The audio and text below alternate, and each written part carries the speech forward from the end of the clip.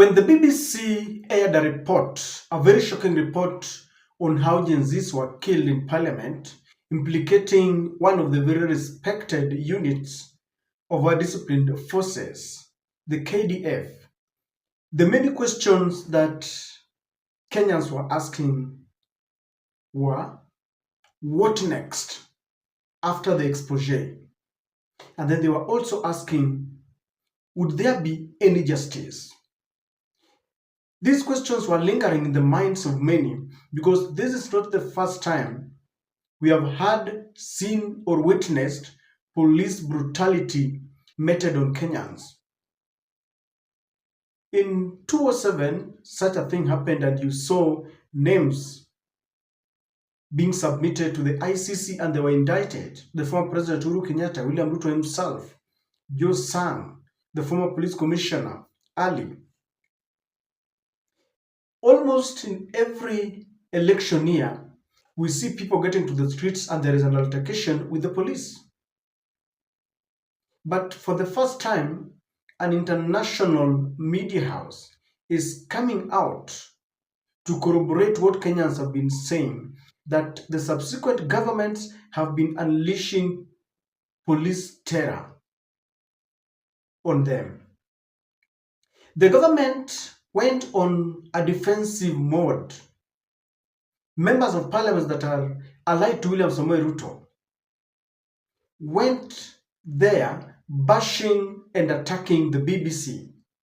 And they were casting aspersion on the report. Some were saying they were exaggerated.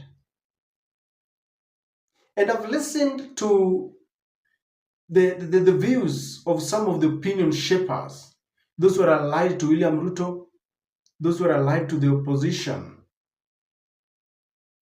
But if there is one that I like, is that one of Roselyn Akombe. I like it because Roselyn came up and she was telling us that the advantage of that expose, the advantage of the BBC coming out with that report is that we might not even get justice. Justice is still elusive.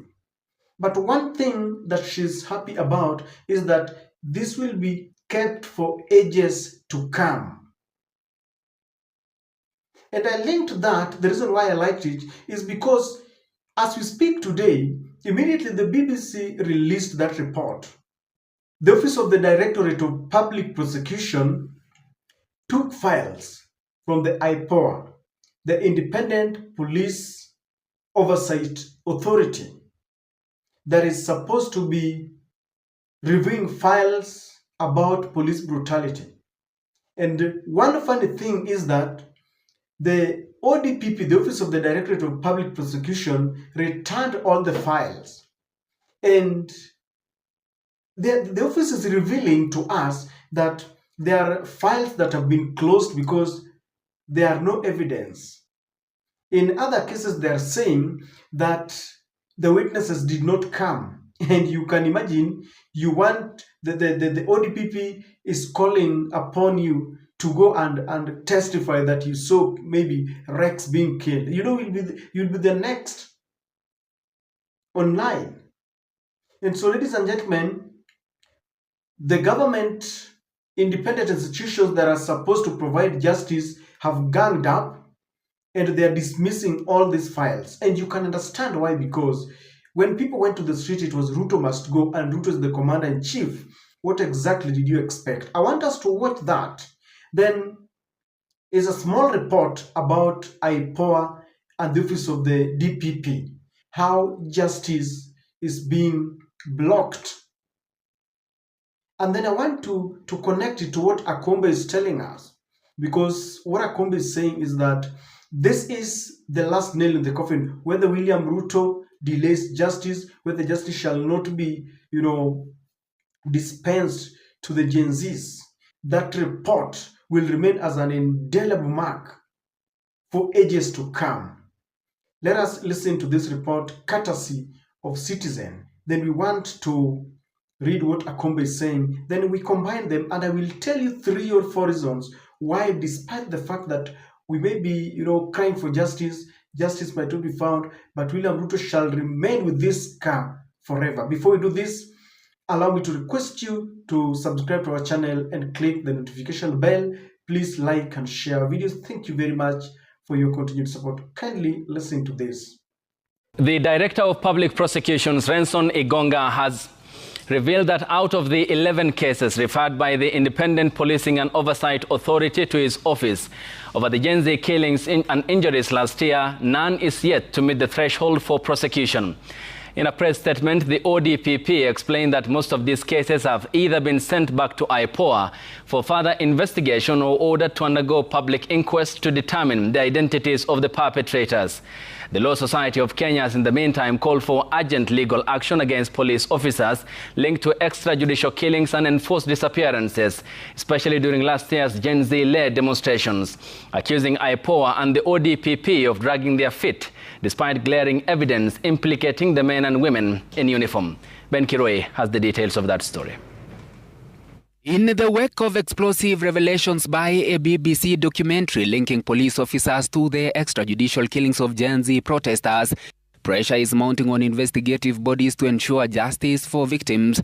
On Wednesday, the Office of the Director of Public Prosecutions, or DPP, issued a detailed update on the status of the investigations, informing that most cases out of those submitted to the office had been closed due to insufficient evidence, while others were referred back to the Independent Policing Oversight Authority for further investigations.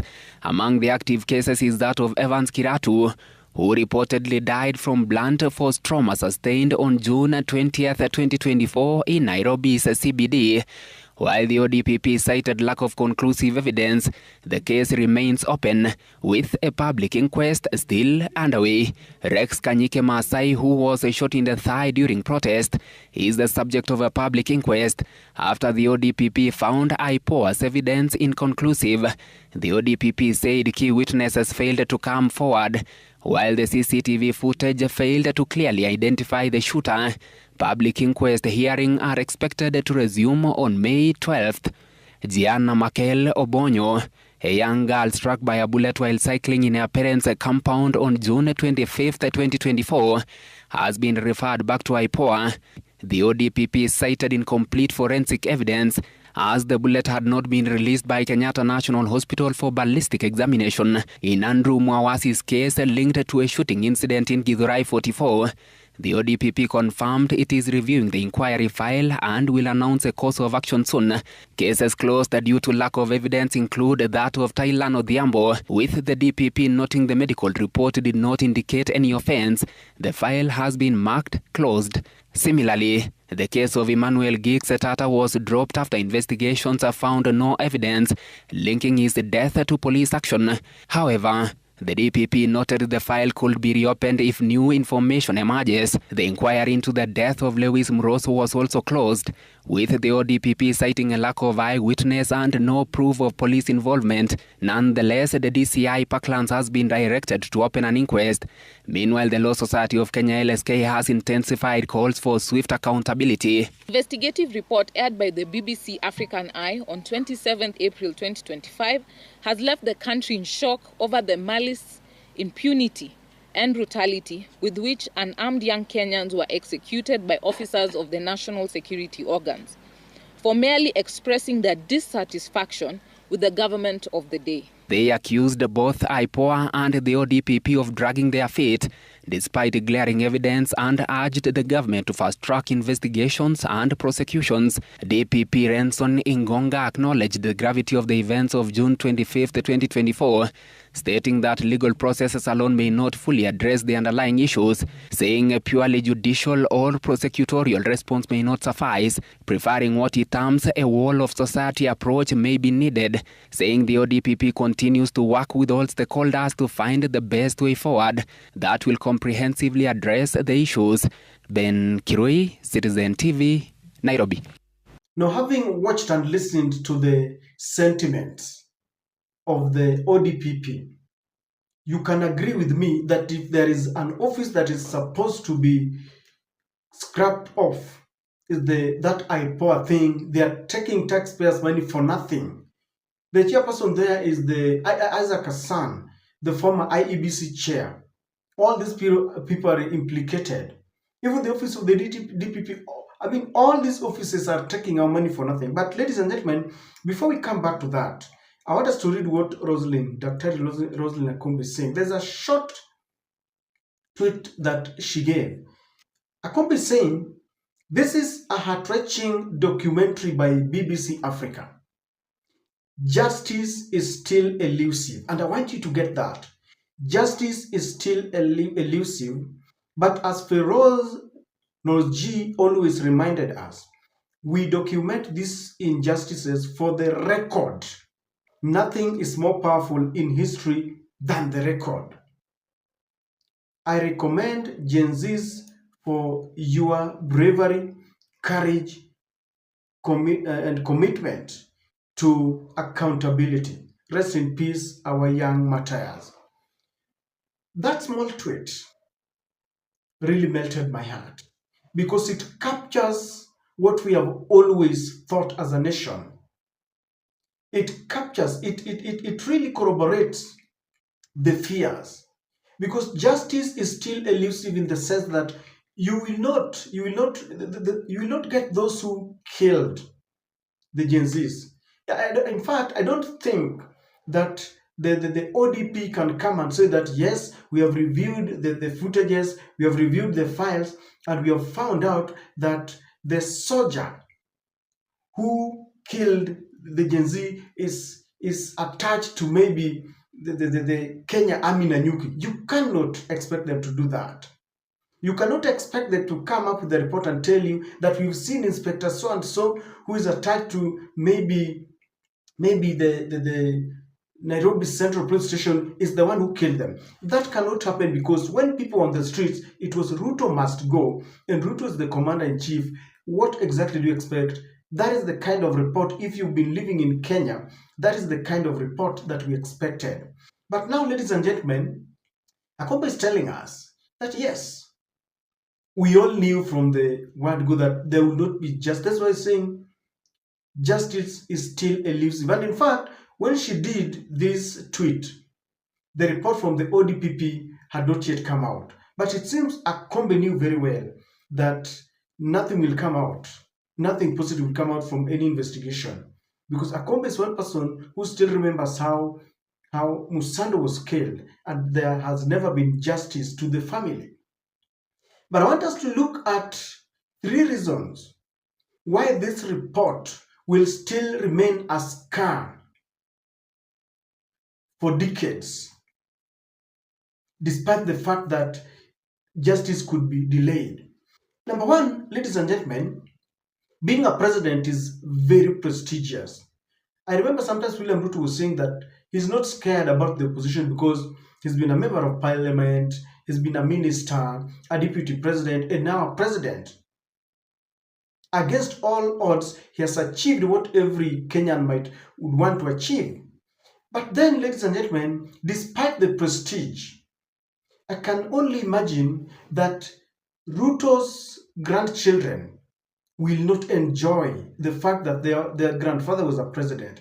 Because when you go out there and tell people that, you know, my grandfather was a president, then the first thing that people will remind you that is that being a president is not enough. But what did he do with his presidency? He killed your generation. He killed Gen Zs. And the documentation is there, and people will be reading long after we are all gone and we are dead and William Ruto is no more. The legacy that will be left behind is that he's a president who presided over the murder of children or youths who went there in accordance with the constitution to protest. And then what makes it even worse is the fact that he himself later agreed not to sign the finance bill that was the main protracted debate, the main cause of altercation, meaning he felt guilty as charged. The appointment of cars, where Akina Millicent Omanga, Dennis Itumbi, Evans Kidero were to be appointed. He succumbed and said, I'm not going to do that, meaning he was guilty. They later came up with some report that he would stop funding the office of the, I don't know, first lady, but later he went back to factory setting. So that is the number one thing. It will go down in the annals of history. It is an indelible mark. Number two, it has exposed William Ruto at the international front. Is now being, what do you think is now going on in the minds of maybe the international community? They now see William Ruto for who he is. You know, without this report, it would be very easy for William Ruto and his agencies to create stories around it. But now there is an independent report that reveals with a lot of accuracy the metadata and everything, what happened. Wherever he goes from now henceforth, you'll realize that the media will be confronting him with this question.